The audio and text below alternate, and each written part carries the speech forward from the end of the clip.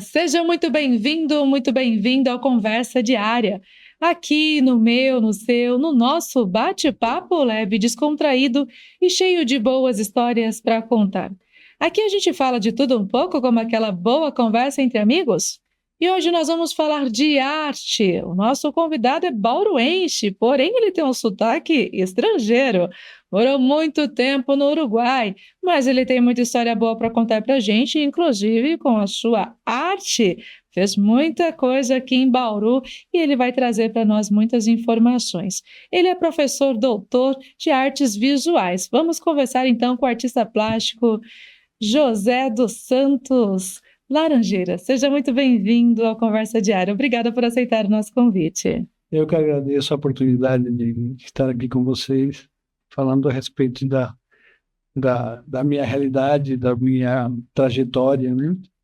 E da arte, que, no meu entendimento, é algo fundamental para a vida humana, né? Para nós vai ser uma alegria conhecer um pouquinho da sua trajetória, José. Inclusive o sotaque, a gente já percebe, é uma característica sua. Conta para nós em relação, né, a sua, quando foi para o Uruguai e depois volta para Bauru. Conta um pouquinho dessa sua trajetória pessoal. Eu nasci no ano da Revolução Cubana, em 1959, em Bauru. Eu nasci em Bauru, na Beneficência Portuguesa, no prédio antigo da Beneficência Portuguesa. Mas com 5 meses, a minha mãe retornou para onde ela estava morando com meu pai, que era Montevideo, no Uruguai. Por isso que eu fui alfabetizado inicialmente em castelhano e permaneci, inclusive, no Uruguai, em Montevideo, até completar os meus 21 anos. Aí eu resolvi vir morar no Brasil, né, país onde eu tinha nascido e que me interessava muito poder vivenciá-lo mais intensamente, né? Posso entender que Bauru ou Uruguai que te formou como pessoa, inclusive como artista? A vida vai nos formando como pessoa. Os lugares vão deixando em nós traços e memórias que são fundamentais, né?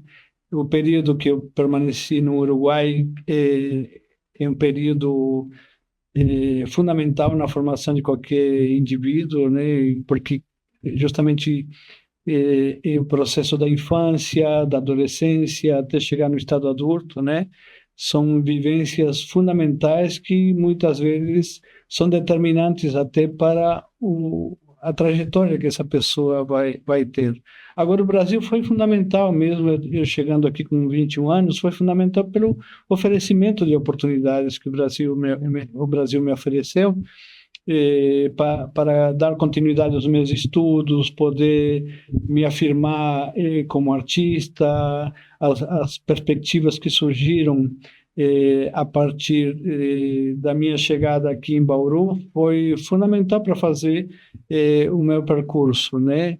Eu tive a sorte, eu acho, que de chegar justamente numa década de transformação. Ainda estávamos na ditadura militar, né? Mas estava no fim.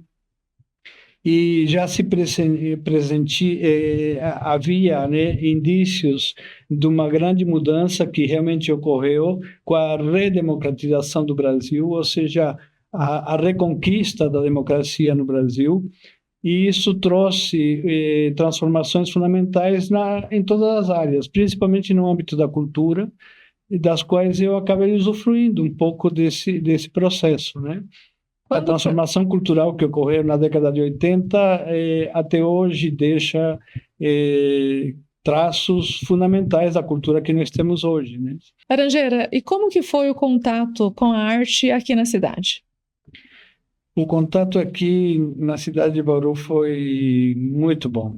Foi uma oportunidade incrível que eu tive de me aproximar de artistas que vivenciaram momentos eu diria até de implantação da arte na cidade, né? Eu tive a oportunidade de conviver com João Ponce Paz, Salvador Ponce, Angelina Messenberg e o Walter Mortari, que é um padrinho que eu tenho na minha trajetória artística durante as primeiras décadas aqui na cidade, né?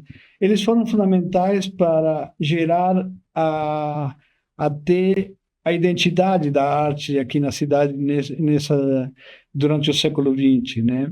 Eles, em 1946, montaram a União Bauruense de Artistas Plásticos.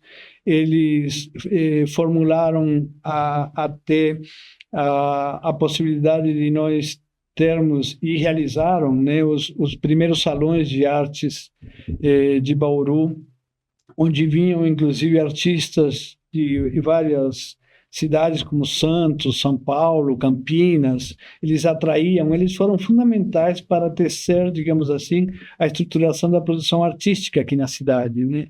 Eles são, hoje, de certa maneira, estão sendo reverenciados pela Casa Ponce, né? Que faz justamente menção à família Ponce Paz, que foi detentora de 3 grandes nomes: o Antônio Ponce Paz, o João Ponce Paz e o Salvador Ponce Paz, né? O escultor e 2 pintores, né? E eles são fundamentais para justamente a gente entender como que a arte se instala aqui na cidade e como que enfrenta, de certa maneira, as diversas vicissitudes que a arte enfrenta no mundo. A história da arte de Bauru é muito similar à história da arte de grandes cidades, inclusive europeias, né? Porque esse agrupamento de artistas acabou ocorrendo aqui em Bauru num momento fundamental, como ocorreu também em outras partes do mundo, após concluir a Segunda Guerra Mundial. Por isso que a Segunda Guerra Mundial termina em 45, e em 46 os artistas, para festejarem justamente a paz, se reúnem, se organizam, montam uma instituição que é a União Bauruense de Artistas Plásticos e começam a promover eventos, entre eles os salões, que foram fundamentais para as primeiras experiências, né, de produção artística, disponibilizando inclusive as suas obras para a comunidade de Bauru naquela época, né? E quando que percebeu que a arte seria seu caminho profissional, que atua até hoje, inclusive dando aula, né, na Unesp, artes visuais? A arte faz parte da minha infância, das memórias que eu tenho dentro do âmbito familiar, inclusive. Meu avô tinha conhecimento musical, vem de uma família de músicos da Ilha da Madeira, né? Tanto que um parente nosso é o autor do Bailinho da Madeira, né? Que é da família dos Santos, lá da ilha, né? E então esse contato com a música, depois a minha mãe bordadeira, os desenhos que eu tinha contato, que ela fazia justamente para realizar seus bordados. Meu pai também tinha habilidade manual para o desenho, então sempre, principalmente no âmbito do desenho, é onde a gente começa, digamos assim, a desenvolver a nossa capacidade de nos relacionarmos com a forma das coisas, né? Desenhar é pensar a forma, né? É uma forma de expor, de certa maneira, o que nós pensamos sobre a organização da realidade, né? Ou seja, é uma forma de expressão altamente qualificada, né? Pela nossa capacidade intelectual, né? Quando a gente consegue, logicamente, que traduzir isso, né? O desenho traduz essa relação, né? E falando sobre essa tradução, né? A escultura, a arte, ela diz o que ela diz que as palavras não dizem. A escultura, ela surge no meu interesse por transformar os materiais, né? Eu ficava fascinado de ver, inclusive, meu avô transformando, criando algumas ferramentas, transformando justamente alguns materiais como a madeira, às vezes com formas muito rudimentares, né? Mas que me chamavam muito a atenção.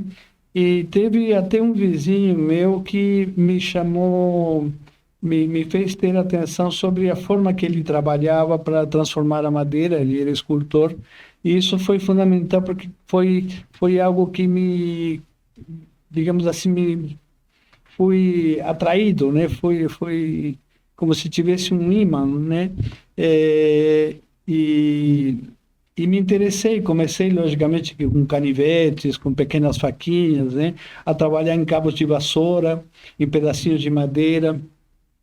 E esses primeiros trabalhos que eu realizei acabaram tendo no âmbito da escola ou até dentro de casa, foi, digamos assim, fortalecido porque fez com que eu recebesse elogios pelos trabalhos que eu comecei a realizar, né? E isso foi, de certa maneira, muito importante, né? Para que eu pudesse depois entender que era uma habilidade que eu deveria, na medida do possível, desenvolver, né? E que nós em Bauru podemos prestigiar, inclusive. Vou mencionar da Praça da Paz, gostaria que falasse a respeito daquela obra, o que significa e quais outros que também tem na cidade. Quando eu comecei com a escultura, eu comecei justamente com o entalhe em madeira, né? Que o esculpir propriamente dito, né? Já chegando aqui no Brasil, eu comecei a procurar outros materiais e outras técnicas. Digamos assim, embora tivesse um repertório já reunido em torno do ensino formal na escola de artes, eu não parei mais. Eu acho que essa atitude é fundamental. A gente não deve jamais ficar satisfeito com o que já aprendeu, senão que procurar sempre, né, mais conhecimento. Então, isso me levou a entrar em contato com outros materiais e aprender novas técnicas, até surgir a oportunidade de realizar alguns trabalhos aqui na cidade que foram fundamentais, como é o caso da Praça da Paz, né? A primeira obra, inclusive, foi o Leão das Nações Unidas, né? Já numa técnica de modelagem e fundição em concreto. A da Praça da Paz já é uma escultura feita a partir de processos metalúrgicos, né, com aço inox, e da qual eu tive a sorte, inclusive, de contar naquele momento com a colaboração da Universidade de Bauru, não era a Unesp ainda, que me permitiu que alguns funcionários da área das oficinas da universidade pudessem trabalhar comigo na realização dessa obra. Isso foi fundamental. Para a realização desse trabalho, eu pensei em recuperar um pouco a ideia que já outros artistas tinham feito em torno da representação da paz. Então, aquela pomba do Pablo Picasso, né? A pomba socialista do Pablo Picasso me chamou muito a atenção, e ela serviu como, digamos assim, como um momento inicial, né, para desenvolver o trabalho. E depois eu fui procurando fazer diversos desenhos, inclusive através do processo de modelagem, trabalhando a assimetria, a própria simetria, e depois, que é fundamental a gente sempre, de alguma maneira, conduzir na realização de um trabalho artístico, é estabelecer os significados que as coisas podem trazer para nós, né? A nossa gerar pensamento, gerar obras é sempre uma geração de signos que deverão ter, logicamente, um vínculo justamente com o nosso pensamento, e a partir justamente desse nosso pensamento nós os vinculamos a significados, e até muitas vezes trazemos à tona o âmbito simbólico, como eu fiz trazendo a pomba, né? A pomba da paz, como representação da paz, mas eu quis introduzir alguns valores a essa representação. Então eu pensei em que, não digo lamentavelmente, mas existem digamos assim, dois posicionamentos perante a realidade, que ainda hoje são talvez fonte dos maiores conflitos que nós temos, que é a tal da direita e da esquerda. Então nós temos, né, os nossos até o nosso cérebro também, né, de alguma maneira funciona a partir dessa simetria, né? Dessa simetria. E nesse processo nós temos um histórico no nosso continente onde a direita sempre teve um voo muito pleno e absolutamente equilibrado pelo poder que ela detém, né? Já o lado esquerdo, né? Ele sempre foi combatido, ele sempre foi, digamos assim, passou por circunstâncias muito difíceis de perseguição, tortura, morte, e isso, de alguma maneira, compromete, né, o estabelecimento de um equilíbrio numa sociedade, né? Tem um outro trabalho meu que eu considero, aliás,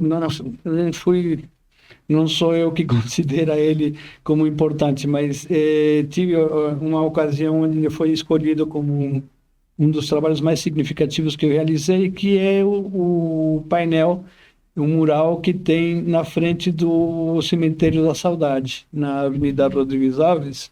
É um mural que chama Vida, Morte e Vida. E esse painel, de alguma maneira, também ele traz à tona toda uma visão, toda uma concepção de mundo a partir do cristianismo, né? A partir dos valores cristãos, e tem neles, ele contém, digamos assim, elementos que dizem respeito a essa concepção de mundo, a essa religiosidade que se consolidou, né, há 2000 anos atrás e que ainda perdura, embora com trajetos bastante escusos, lamentavelmente, né?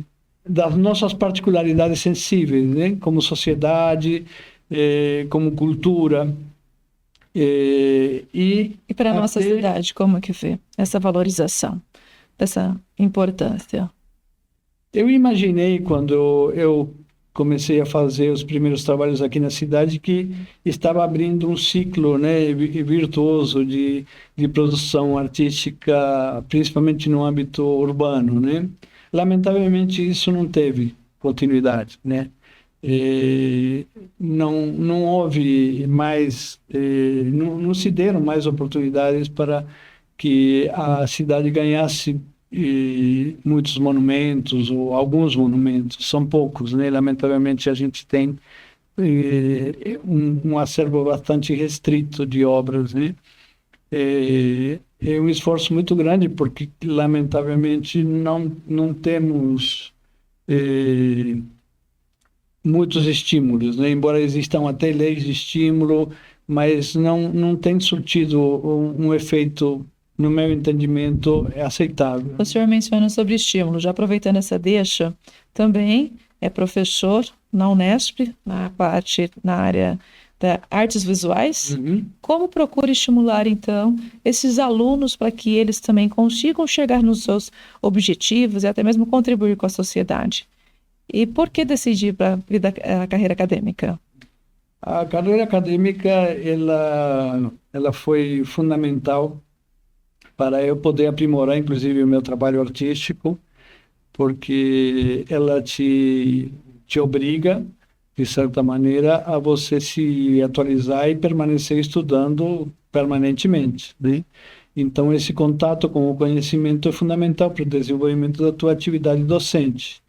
E também artística, porque, de certa forma, a própria universidade, a partir do momento que te contrata e te inclui no corpo docente, você também ganha condições de produção e de geração de conhecimento da forma mais elevada que a gente tem no âmbito social, né? Porque todo o conhecimento de alto nível sempre está diretamente vinculado às universidades, né?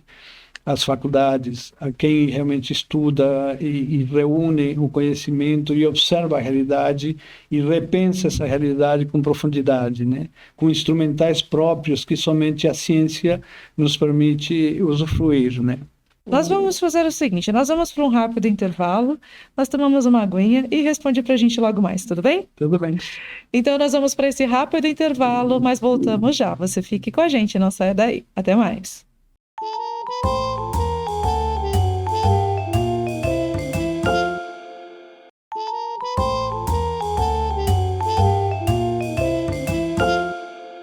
Voltamos com Conversa Diária. O bate-papo de hoje é com o professor doutor de Artes Visuais, José dos Santos Laranjeira. O que é a arte para você? O que ela significa? Ele é viver, né? A arte está diretamente vinculada a levar adiante a vida e encontrar a qualidade que ela pode ter no âmbito sensível, no âmbito de experiência tátil, visual, auditiva. Ela, de alguma forma, nos proporciona a perspectiva de termos profundidade das nossas emoções. Ela nos permite, inclusive, alcançar o mais alto grau possível de representação do nosso pensamento através das diversas formas que a gente encontra para expressarmos, desde a literatura, a música, as artes visuais. As delimitações têm sido, de certa maneira, aliás, os limites têm sido estendidos e até apagados em algumas circunstâncias. Eu, por exemplo, que desenvolvi toda a minha atividade fundamentalmente em cima da materialidade, do trabalho em cima da matéria, acabei realizando, inclusive, a minha tese de doutorado no âmbito do território e do som como um elemento fundamental na percepção e na construção da espacialidade. Penso que é fundamental que o conhecimento seja alcançado de todas as formas que forem possíveis, né? Ou seja, as pessoas precisam se informar por meios que sejam que tenham informações de boa procedência, que se aproximem, inclusive, do conhecimento que está de forma formal nas escolas, nas universidades, nas faculdades, e procurando sempre ter uma visão humanista, né? E de que essa humanidade possa qualificar realmente a sua condição humana pelas virtudes, né? E nós estamos há 2000 anos seguindo, digamos, uma tradição cristã, né, que parece que não conseguimos ainda levar adiante com muita facilidade. Eu sou autor do monumento não é porque não é um monumento, mas do busto do Rui Barbosa na Praça Rui Barbosa, também é meu. Tem na catedral, embora agora por uma opção do padre, a minha obra está sendo ocultada em parte, mas o Espírito Santo ainda ele não conseguiu ocultar, que é a pomba que tem na catedral do Divino Espírito Santo, é obra minha também, né? Mas ele me cobriu, Adão e Eva, por uma percepção cristã diferenciada, né? Eu não gosto do crucifixo que tem justamente o sacrifício, a dor como a mostra do cristianismo, né? Eu prefiro um cristianismo mais positivo, né? Entendi. São inspiradores sempre, né? Perfeito. Obrigada mais uma vez, desejo para o senhor sucesso. Tudo de bom. Obrigado. Então, encerramos o bate-papo de hoje do Conversa Diária com o professor doutor de Artes Visuais, José dos Santos Laranjeira. Para mim foi uma alegria poder conversar e conhecer um pouquinho das suas obras. Espero que para você também. Desejo para você, então, tudo de melhor e aquele forte abraço para você que nos acompanhou até o final dessa prosa. Até o nosso próximo encontro. Tchau, tchau.